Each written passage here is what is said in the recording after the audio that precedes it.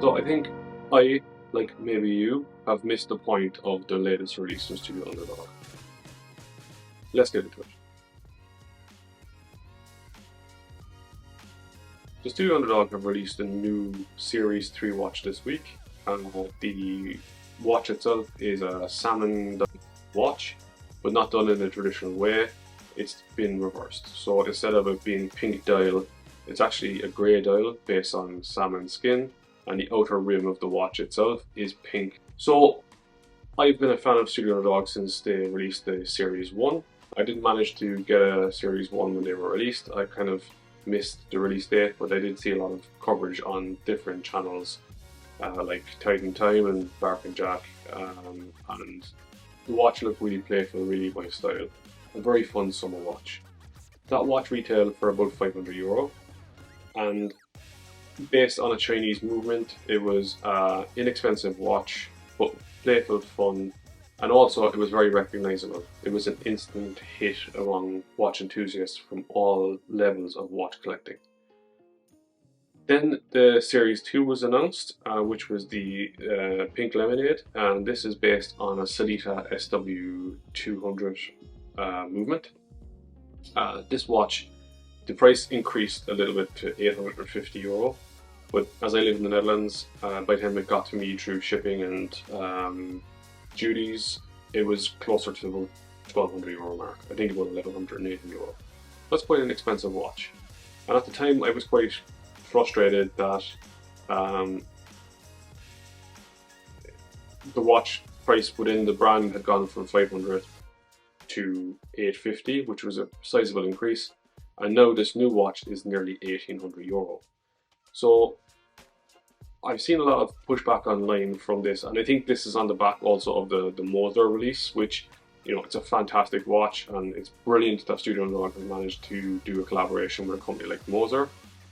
But I think it's left a little bit of a bad taste in the mouth of a lot of Studio Underdog fans, because the price of the watch is so beyond the reach of most watch collectors that have Studio Underdog watches. It hasn't resonated very well.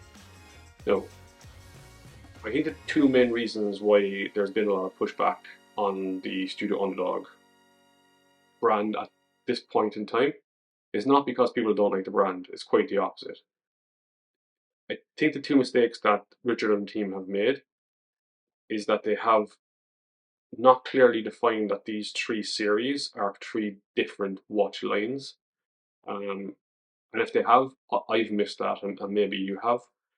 And secondly, I think where they've maybe dropped the ball a little bit is in bringing out new watch lines without fully stocking the ones that came before it. So the amount of watches you can buy today from Studio Underdog on their website is zero.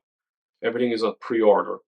I think if they could spend the time getting their supply chain right and having a continuous stock of Series 1, Series 2, and now Series 3, people would realize that actually you then have a choice, and it's not a limited run of any of these watches. And so, in my humble opinion, I think if the team of Studio Dog can get their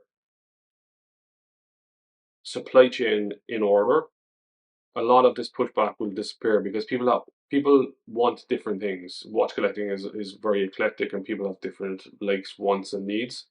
And so, if people can get their hands on a Series 1 or a Series 2 easily, or relatively easily, I think then and only then can the brand start building up new watch collections.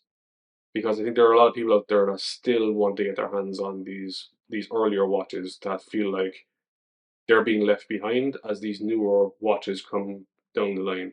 And I think a lot of these enthusiasts really want to own all of the watches within the brand, but the scale at which the level at which the prices are going on these watches are putting it beyond the reach of most normal watch collectors. So there you have it, guys. That's my thoughts on where I think Studio Dog have potentially missed the mark and are trying to run a little bit before they can walk. What do you think? Do you agree with my assessment that maybe it's just a miscommunication and a supply chain issue that's causing this frustration, or do you think the brand has really just gone in a different direction to what you expected? I'd love to hear your comments below. If you like the style of these videos and you want to see more, maybe hit that subscription button, hit the bell notification and the thumbs up. It really does help the channel. And I'll see you guys next time.